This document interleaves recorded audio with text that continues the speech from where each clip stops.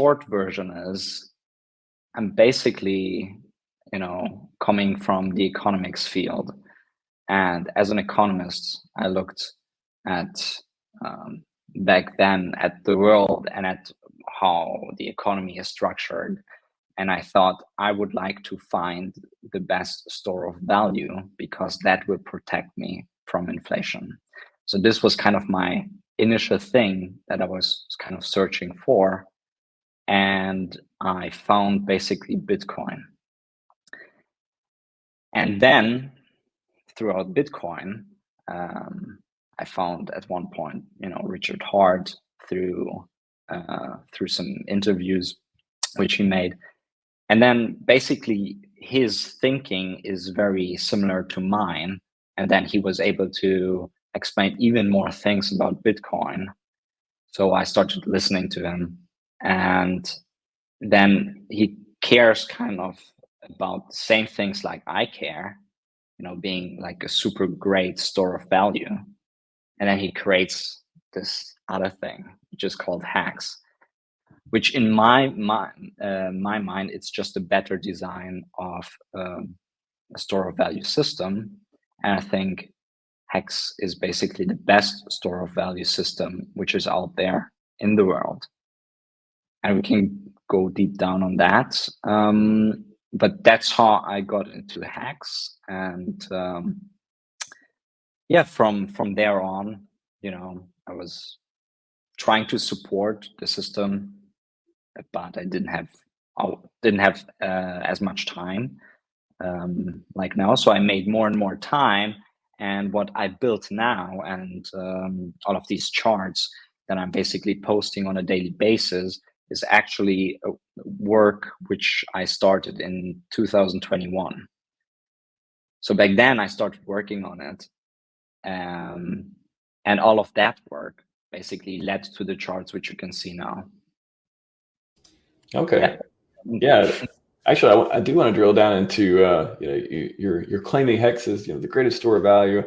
Everyone's looking at the price chart, being like, "What are you talking about right now? That's not what I'm seeing. I'm not seeing a store of value. I'm seeing the thing go down 90-some%." How do you do you want to explain that? Like, what you found that's so special about HEX and what doesn't worry you about these, the extreme volatility, for example? Yeah, from a system perspective, I was always talking about a store of value system that where you basically can own a share in that system, which is not getting diluted. So you kind of are able to own the same amount, or you can even increase that amount of share within that system. And the best way to design a system like that, where you can increase your relative share within the system towards others, would be a system where you do it with time. And HEX does exactly that. So when you take your HEX and you lock it up for longer than the average stake length, then it means that you increase your share within that system. And this is, for me, in theory, and before HEX launched, I found this to be, like, in theory, a better system of storing value. Now, of course, it comes down to people to understand how the system works and then to adapt it and to use it.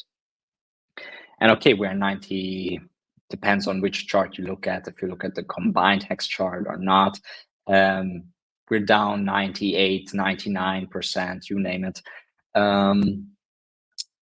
But that's kind of a crypto thing. And that's also a thing, if you want to be decentralized, you need to go through that kind of volatility. Everything that is not decentralized, you get more stability, but you also don't appreciate in the long term. And store value systems usually tend to go up within the long term, but are very volatile in the short term. Even if you look at gold, in relation to like just fiat systems. Fiat systems are great for basically having stability from one day to the other, or from 1 month to the other, where you go to your grocery shop and you get kind of the same prices. Now, maybe month by month is not exactly true anymore, but day by day it's still true for fiat systems.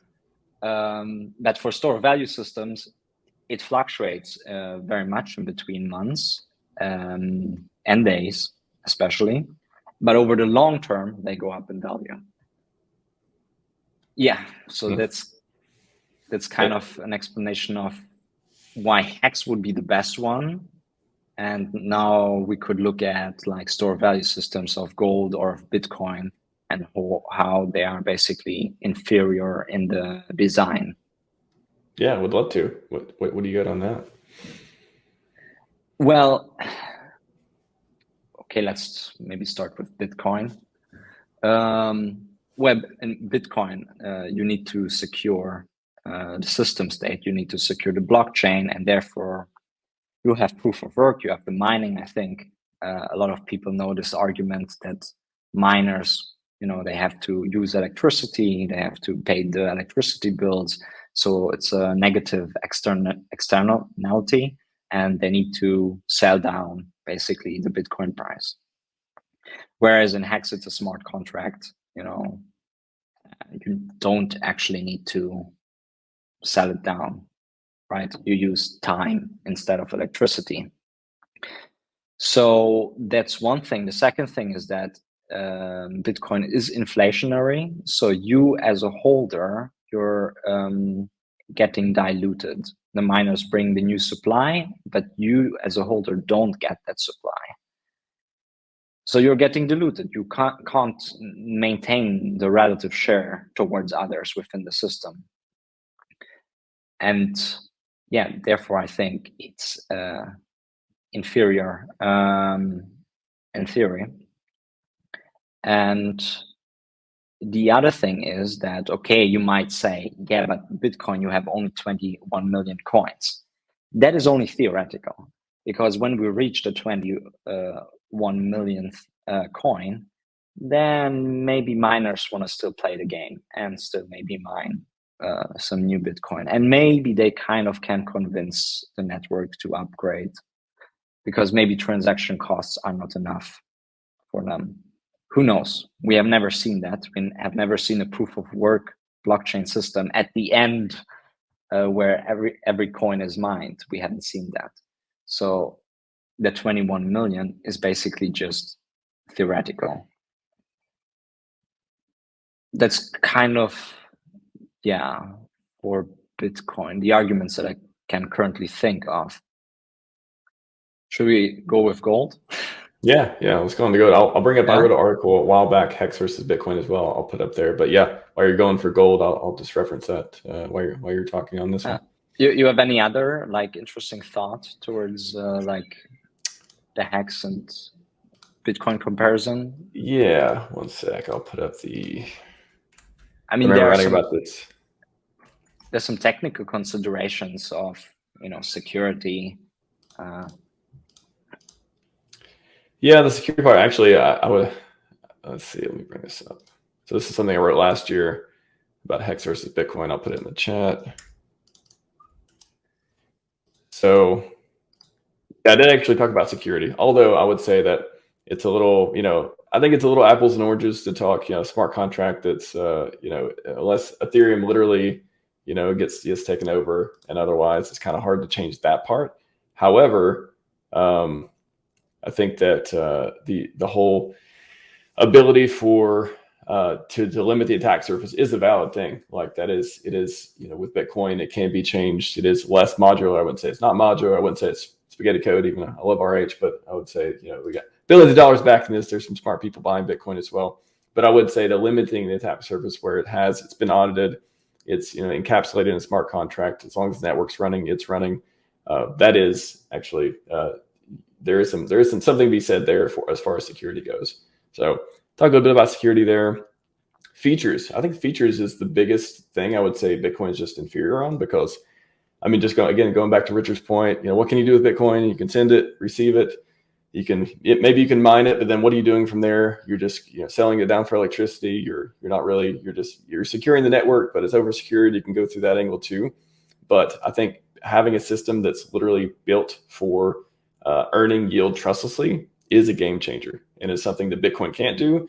And every time somebody tries to do it, it always ends up to like some centralized mess, and everyone loses all their money through shadow banks and stuff. So I think that's, if nothing else, I'm like, why buy HEX, or why invest in HEX? Why be part of the HEX community versus Bitcoin? Well, we have this game-changing feature, which literally solves the problem, and it does it in a very economical, pun intended way. So I'll talk about features here, usability, bunch of different stuff. Trust. Actually, this is funny. Having written it in 2022 is, Richard has debated any and every person challenges ideals for HEX and PulseChain, from lawyers to Bitcoin maximalists to famous people across industries. Comes on top every single time. Just flip through the videos yourself. So better founder. I'm going to go with that too. Just because why not? And community, you don't have to go through each and every one. And then, back then, the 8 cents to 68,000 for Bitcoin, great price performance. However, we hit around 54 cents or so, debatable depending on what chart you look at. I know Ben knows what I'm talking about on that. And then, I just think I basically made the case here, have some references and stuff that just all around HEX is a better product. But yeah, any of these you want to pick and riff on for a minute?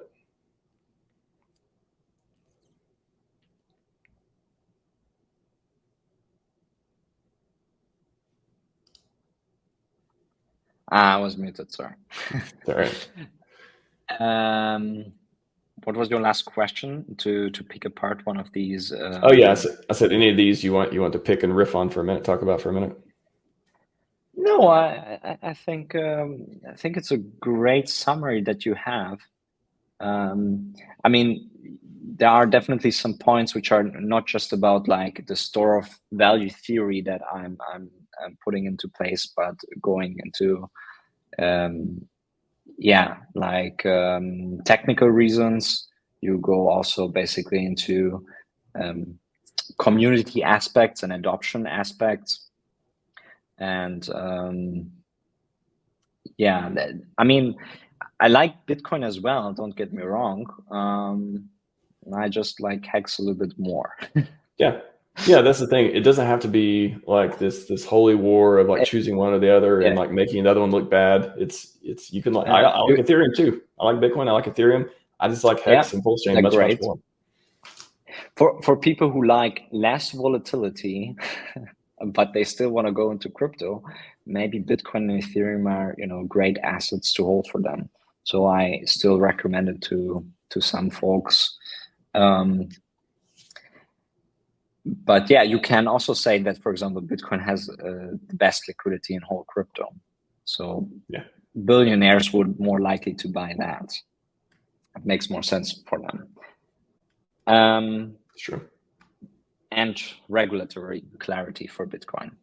But that's not like a theoretical store of value point. It's more like how the implementation and how historically it already grew. And HEX is new on the store of value market. Not that new, but Yeah. No, I think you make a lot of good points. We can stick on the economics perspective as well as we go through Bitcoin, or if you want to go on to gold, we can talk about that too. Yeah, well, gold has also great other attributes which crypto coins don't have. Right? It's physical. It's it has a different kind of security, but it also comes with a lot of storage costs, and especially how do you want to secure it? And if you don't hold it at your home or in one of your real estates or locked up somewhere safe, then you hold most likely a paper that you own something. And that's not really owning it like we do with our crypto. where we hold our keys. So we hold our coins. Yeah, but in a sense, it's naturally limited. So nobody can change it, not even socially. So there you have like a positive for gold.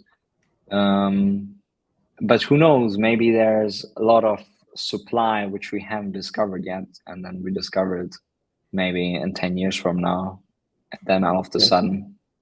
What about the asteroids? What about the comets and the asteroids we're going to be mining? The asteroids. True. I mean, it's a bit far-fetched, but if that technology is growing, and I mean, SpaceX is making a lot of leaps, you know, then it's more likely than that we can do stuff like that. Maybe not in our lifetime, only if we extend it. Yeah, that is something that a lot of people seem to be working on more these days. So we may get into a little bit later too. I think just on your point of investing in Bitcoin or Ethereum or even gold, for people who just prefer less vol. I literally had this conversation the other day. It's like, I think it's the easiest way to explain it is, you know, assuming that you think, you know, all these things, assume that none of them are scams. They're all just not going to get rug pulled. Gold not going to get rug pulled. HEX not going to get rug pulled. Bitcoin, all that stuff. And people are going to continue to invest in it. They're going to be able to onboard more people.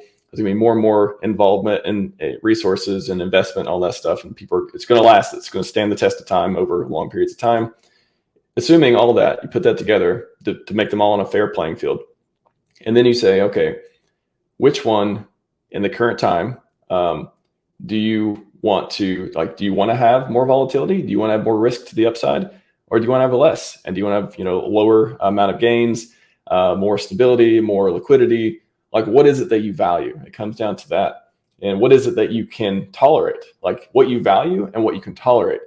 And, you know, some people, they cannot tolerate the wild swings down.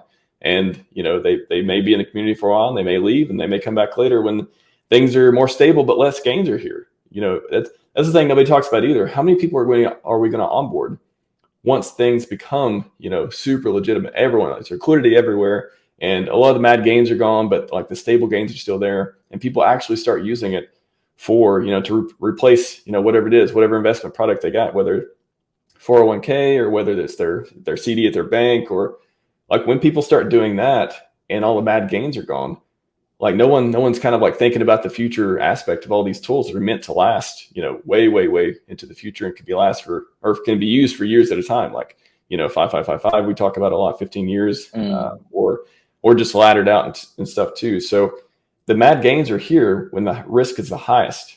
So you don't have to buy HEX right now. You can buy it in 10 years or something. However, you know, right now is the time where everything's up in the air, where, you know, one perspective is nobody knows what's going to happen. I mean, you know, a lot of people have conviction and are confident and say, you know, all this stuff is just a distraction or just a bump in the road or whatever too, with all the regulatory stuff going on and otherwise. But, you know, you can choose. You can buy HEX now, you can buy it later. It's just what kind of appetite you have, what you value, and what your tolerance level is. I think it's the easiest way and the fairest way to look at it. More choice for the user is great. You can choose between all of these store of value products. They exist, and HEX is an addition. And HEX even innovates on the store of value system in my eyes. And another great thing about HEX versus the others is that it has the most cleanest data which you can verify. Okay. And that's beautiful because you see just everything and how it works. You don't know exactly what the gold supply is, right? And then you go on Bitcoin, okay, you know what the supply is, but how is the trading going on? Like who bought, who didn't buy, blah, blah, blah. Oh, in HEX, you can see that basically.